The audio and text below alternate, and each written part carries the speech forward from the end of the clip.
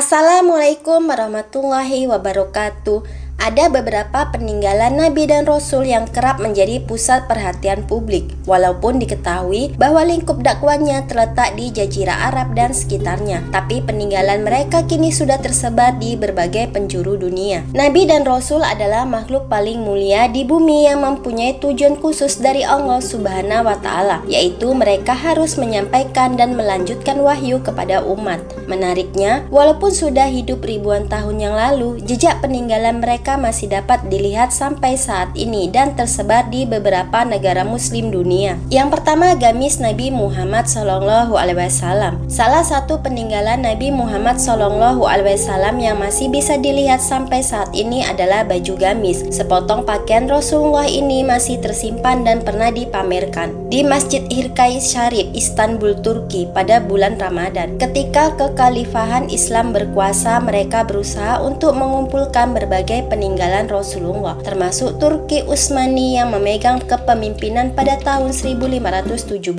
Beberapa peninggalan Rasulullah dibawa oleh khalifah ke Istanbul, yang mana pemerintah Utsmani menyimpannya. Usai kekhalifahan Utsmani bubar, pemerintah Turki mengambil alih dan menyimpan di Istana Topkapi. Selain dari Arab Saudi, peninggalan Nabi ini juga berasal dari Kairo, Mesir. Kedua, telapak kaki Nabi Muhammad SAW. Nabi Muhammad pernah melakukan sebuah peristiwa yang kita kenal sebagai Isra Mi'raj dari Makkah ke Masjidil Aqsa di Baitul Maqdis, kemudian ke Sidratul Muntaha di langit ketujuh. Perjalanan yang diabadikan di dalam Al-Quran ini menghasilkan perintah kepada seluruh umat Nabi Muhammad SAW. Pada perjalanan tersebut diceritakan telapak kaki beliau meninggalkan bekas di sebuah batu. Cetakan kaki di batu tersebut lalu dipisahkan dan disimpan di tempat yang berbeda. Kedua cetakan telapak kaki tersebut disimpan di Istana Topkapi dan satu lagi di kompleks Masjid Al-Aqsa. Ketiga, kunci Ka'bah. Peninggalan Nabi berikutnya adalah kunci Ka'bah. Berdasarkan catatan sejarah, kunci Ka'bah di Mekah, Arab Saudi dipercayakan kepada kelompok Aisabah atau Bani Saibah untuk menyimpannya. Kunci tersebut mempunyai ukuran 35 cm yang dibungkus dengan kain hijau dan bordir berwarna emas. Kini kunci tersebut disimpan di Istana Topkapi. Keempat, Istana Nabi Daud alaihissalam. Seorang arkeolog yang berasal dari Hebrew University, Yerusalem, Israel mengklaim bahwa dirinya sudah menemukan dua bangunan besar yang sudah pernah ditinggali oleh seorang raja. Bangunan ini adalah istana dari Raja Daud atau Nabi Daud alaihissalam sebagaimana yang sudah diceritakan dalam sejumlah kitab suci seperti Al-Quran dan Alkitab. Dalam kisah Nabi Daud alaihissalam sendiri, beliau berhasil mengalahkan Goliat atau Jalut, sebuah prajurit yang mempunyai tubuh besar. Bila disamakan dengan manusia, bentuknya tubuhnya 4 kali lebih besar. 5. Tongkat Nabi Musa alaihissalam. Dalam ayat suci Al-Quran, Nabi Musa alaihissalam diceritakan bisa membelah Laut Merah untuk menghindari kejaran bala tentara Fir'aun yang akan membunuhnya dengan sebuah tongkat kayu. Ketika terdesak di tepi laut, Nabi Musa diperintahkan oleh Allah Subhanahu wa Ta'ala memakai mukjizatnya, yaitu tongkat. Air Laut Merah akhirnya terbelah sehingga dapat dilalui Nabi Musa dan pengikutnya.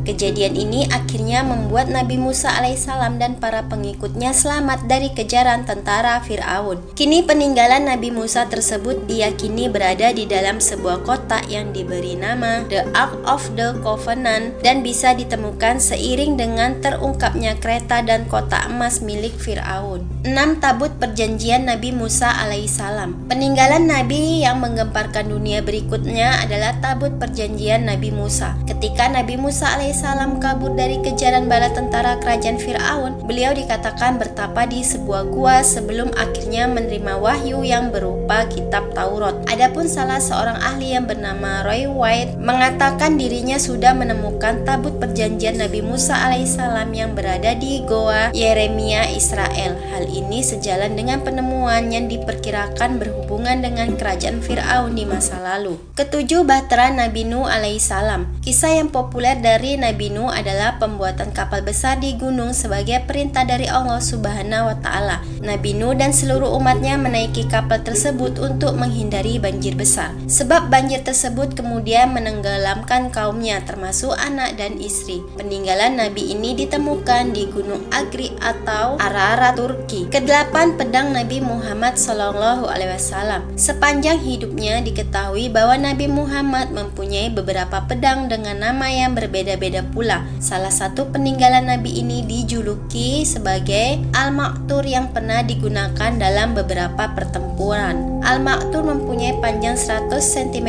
dengan gagang emas dan berkepala emas. Kini pedang tersebut disimpan di istana Tokkafi. Kesembilan, mangkuk Nabi Muhammad SAW. Nabi Muhammad SAW dikenal dengan kesederhanaannya, tidak hanya dalam makanan tapi juga perlengkapan. Walaupun jadi pemimpin umat Islam di Madinah, kehidupannya sangat bersahaja. Salah satu peninggalan Nabi yang masih bisa disaksikan adalah mangkuk dengan bahan tembaga yang dipakai untuk membasuh wajah. Mangkuk ini disimpan di Masjid Head of China, Rusia. 10. Kereta kuda Fir'aun. Seorang peneliti yang bernama Roy White adalah penemu bangkai kereta Fir'aun yang berada di Laut Merah bagian Nuweiba. Benda tersebut berbentuk roda kereta Fir'aun. Beberapa tulang manusia dan kuda yang diyakini milik tentara yang tenggelam saat mengejar Nabi Musa. Diperkirakan bahwa kereta tersebut sudah mencapai 3.500 tahun. Itulah 10 peninggalan Nabi dan Rasul. Wallahu a'lam. Wassalamualaikum warahmatullahi wabarakatuh.